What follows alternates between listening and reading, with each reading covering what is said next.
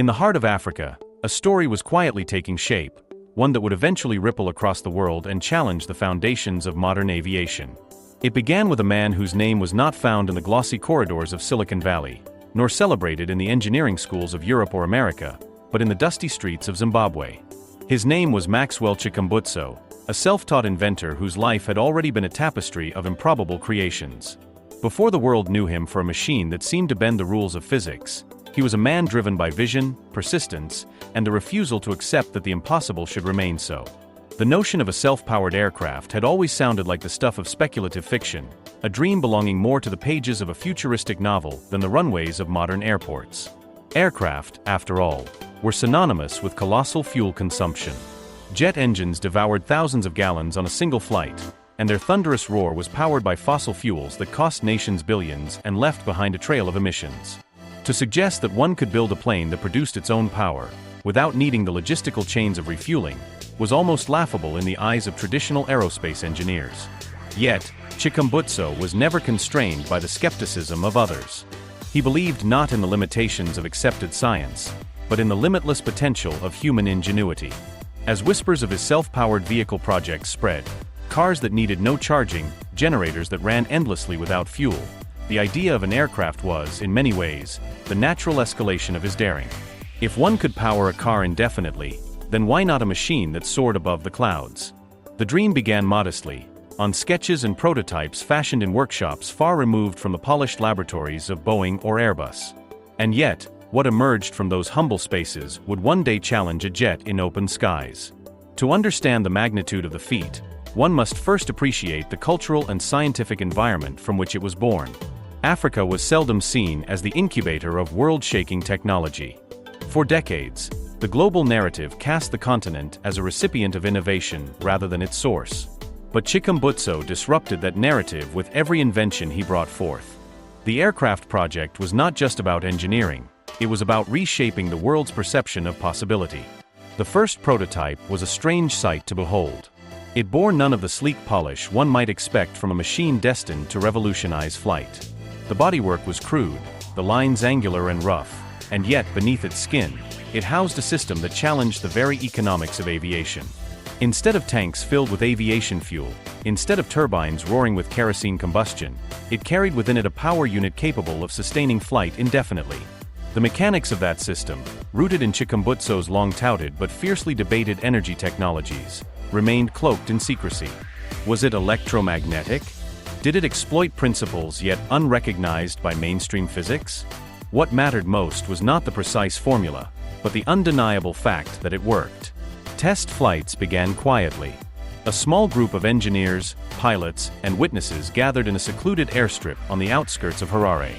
There was nervous laughter, skeptical glances, and the kind of anxious energy that fills a room when everyone knows they are on the cusp of something extraordinary, or a disastrous failure. The first takeoff was hesitant, almost faltering, as though the plane itself was unsure it had the right to defy centuries of convention. But then, like a bird discovering its wings, it rose. Smooth, steady, and astonishingly silent. Those who watched it ascend into the sky never forgot the sound, or rather, the absence of it. Without the roar of jet engines, the aircraft moved with an eerie grace, its hum more akin to a whisper of wind than a scream of combustion. Skeptics who had mocked the idea were silenced in that moment, left only with the undeniable reality of flight without fuel. The self-powered aircraft was real. Yet, for Chikumbutso, proving flight was only the beginning. The world of aviation had always been a contest of speed, endurance, and dominance. To merely fly was to enter the game. To prove superiority, one had to race. That was the spark that led to an event that would capture imaginations far beyond Africa's borders. A race between his self-powered craft and a conventional jet. Arranging such a race was no simple feat. The aviation industry, steeped in conservatism and guarded by billion-dollar corporations, did not welcome the idea of being publicly challenged by a self-taught inventor from Zimbabwe. The proposition was met with derision in some quarters and outright hostility in others. Yet, after negotiations, persistence, and perhaps the irresistible allure of spectacle, the event was scheduled. A modest African-made aircraft would face off against a jet designed by one of the giants of aerospace. The day of the race arrived with the kind of anticipation usually reserved for world-class sporting events.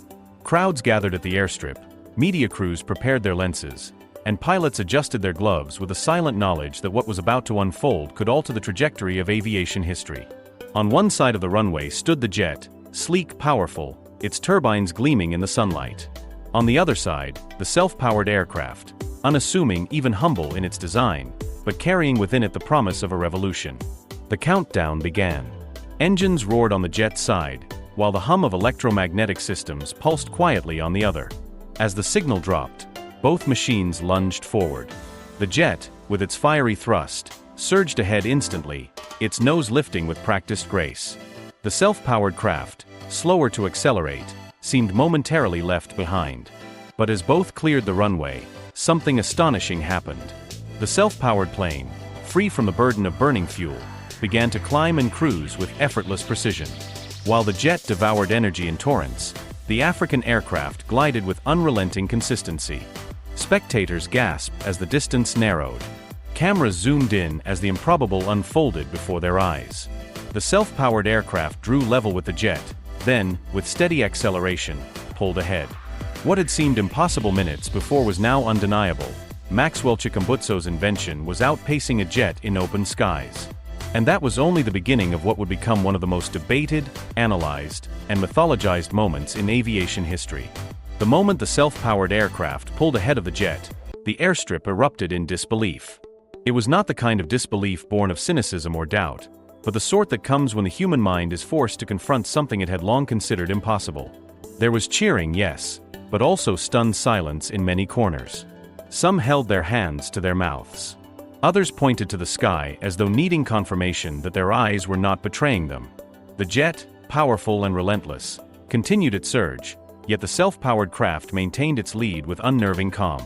There were no flames, no roaring turbines, no black exhaust staining the blue expanse of the heavens, only the silent, steady progression of a machine that seemed liberated from the constraints that had bound aviation since its birth. The finish line, though invisible in the air, was marked by coordinates set carefully by both teams. Pilots communicated with ground control, navigators kept watch on instruments, and every camera remained locked on the unfolding duel. When the self-powered aircraft crossed that invisible boundary before the jet, history was rewritten in the span of mere seconds. The race was over, but the conversation it ignited was only beginning. As both planes descended, the tension shifted from the skies to the ground. The jet touched down with its characteristic thunder, tires screeching on the tarmac. Moments later, the self-powered plane descended almost like a glider, its landing smooth, almost poetic, as though gravity itself had softened its grasp. When it rolled to a stop, the silence that followed was overwhelming. Then, like the eruption of a dam, cheers broke out. Applause thundered across the field. Journalists rushed forward, microphones in hand, eager to capture reactions. The pilot of the self-powered aircraft emerged from the cockpit to a storm of questions. How did it feel? What was the sensation of flying without the noise and vibration of a conventional engine? Was it true that no fuel had been consumed? The answers, though brief and cautious, carried the weight of something unprecedented. Yes, it had flown without fuel. Yes, it had maintained power throughout the race. And yes, it had outpaced a jet. But while the crowd celebrated, the mood among officials and corporate representatives was far more complex. For every cheer of excitement, there were whispers of concern. Aviation executives exchanged wary glances. Defense analysts scribbled notes furiously. Government observers leaned in close to one another, speaking in hushed tones. This was not just a triumph of engineering, it was a disruption of global proportions. If an aircraft could fly without fuel and outperform jets, then the entire economic, military, and industrial architecture of the skies was suddenly vulnerable. News agencies wasted no time. Within hours, footage of the race was transmitted around the world. On social media, the clips spread like wildfire.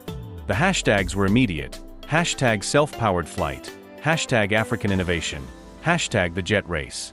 Commentators across continents weighed in. Some praised it as the dawn of a new era. Others dismissed it as a staged performance hors demandait prouve beyond vidéo évidence. In New York, television anchors described it as the most astonishing aviation event since the Wright brothers first left the ground. In Paris, one paper called it the African miracle. In Beijing, State broadcasters delivered the footage with measured caution, acknowledging the event while urging viewers to await further verification. Meanwhile, in Harare, Maxwell Chikumbutso himself remained composed. For him, the race was never about spectacle.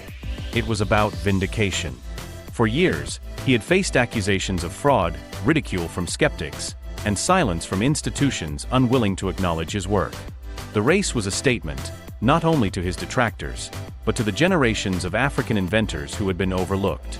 His words, spoken softly in a post-race interview, echoed like a manifesto. The world believes that Africa can only consume, not create. Today we showed that we can lead. The global aviation industry, however, was not so quick to celebrate. In boardrooms of major aerospace corporations, meetings were called in emergency. Engineers were tasked with reviewing footage frame by frame, dissecting every visible detail of the self-powered craft. Was it a drone? Was there an undisclosed fuel source hidden within?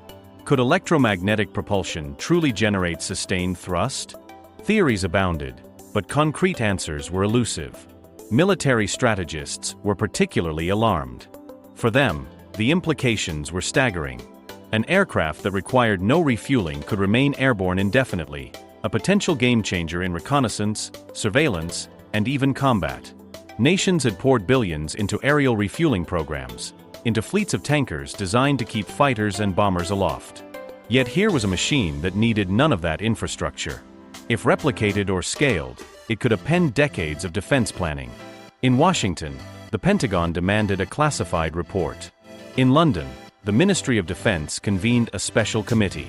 In Moscow, state scientists issued guarded statements, suggesting that such technology was theoretically impossible without violating known laws of thermodynamics. And yet, none could deny the images circulating on every screen.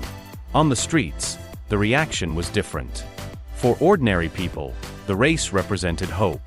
Young engineers in Lagos, Nairobi, and Johannesburg spoke with pride, claiming that Africa had given the world its next leap forward. Environmentalists hailed it as a breakthrough that could end aviation's dependency on fossil fuels, one of the most carbon-intensive industries on Earth. Students debated the science late into the night, their imaginations ignited by the possibility of a sky free from pollution. But hope was shadowed by fear. Conspiracy theorists declared that such an invention would never be allowed to thrive. They pointed to historical cases where disruptive technologies had been suppressed by powerful interests. Was it only a matter of time before the self-powered aircraft was bought, buried, or banned? Would Chikumbutso be celebrated or silenced? As the days unfolded, invitations flooded in. Universities sought to collaborate. Investors dangled fortunes. Governments, some publicly, others quietly, requested demonstrations. Yet, amid the frenzy, there was also resistance. Major aerospace companies released statements questioning the validity of the technology. A prominent American engineer described it as a clever trick, not a revolution. A European aviation lobbyist dismissed it outright, calling it a publicity stunt with no replicable evidence. The battle lines were drawn, not in the skies, but in the war of perception. And through it all, the footage of the race replayed endlessly. Each replay brought fresh scrutiny, fresh awe, fresh doubt. Engineers tried to analyze the wing structure, the propulsion system, the lack of exhaust. Pilots debated the aerodynamics. Physicists questioned the energy source. But whether it was celebrated or contested, one truth was undeniable: the race had happened. The self-powered aircraft had won. And nothing could erase that fact. As the dust settled on the airstrip where history had been made, one question loomed larger than all others: what would happen next?